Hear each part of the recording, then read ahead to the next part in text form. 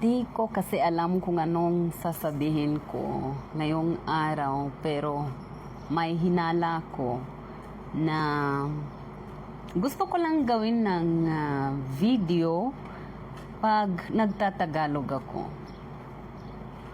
Maraming beses ginawa ko na isang video nang nagtatagalog ako. Pero napansin ko po, pag nagtatagalog ako mag-isa, mag-ibang accent ko. At pag yung kausap ko Tagalog, mag-iba rin ang accent ko. So, feeling ko parang nangungopia ako. Pero, okay, alam ko na kung anong sasabihin. Gusto kong sabihin sa'yo isang storya kung paano ako nagsimula sa pag-aaral ng Tagalog at kung bakit. Nung unang panahon, nung unang panahon, 5 taon yata. 5 taon nakalipas yata. Nagkaroon ako ng ideya mag-aral ng Tagalog. Paano? Kasi mahilig ako sa mga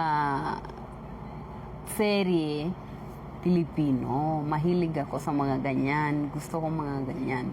So, may serye na pinanood ko. Di ko sasabihin yon yung pangalan ng serye. Pero nagustuhan ko siya talaga.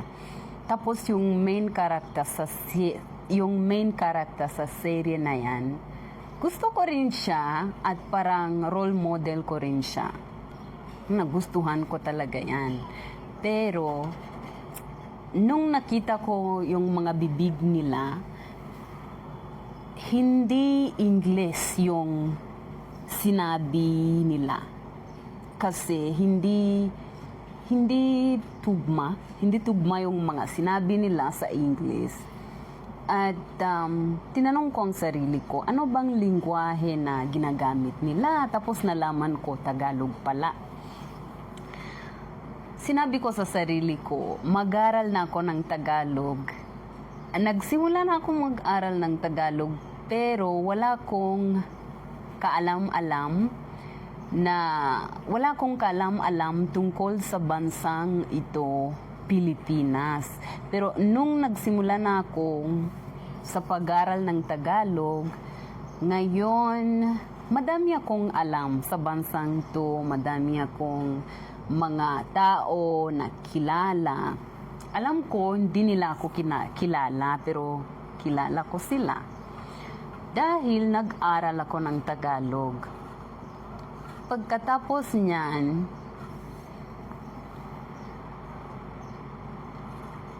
wala akong ideya kung paano ako magsisimula sa pag-aral ng Tagalog. So, kung anong landas sinundan ko. Tapos, kumanta ako dahil mahilig ako sa pagkakanta. Tapos, madalas ako pinanood ng mga serye ang Pilipino. Kahit ngayon, pinapanood ko rin yan. At ngayon na madami akong lingwahe na nag-aaral, kailangan kong panoorin ng mga ibang video naman. Pero ayoko talaga kasi yung mga serye ng mga Pilipino, iba talaga yun. Pag pinapanood ko, ayoko ng mga ibang movies. Gusto ko talaga yan. So, medyo mahirap para sa akin yung manood ng mga serye pero sa ibang lingwahe, yung hindi Tagalog o yung hindi mga serye Tagalog. Pati mga serye Tagalog na nasa English, ayoko na panoorin. Gusto ko lang yung mga serye Tagalog. Di ko alam kung bakit. Pero siguro malalaman ko rin yan. At yes, nagpapatuloy pa po ako sa pag-aaral ng Tagalog at gustong-gusto ko yung lingwahe na to.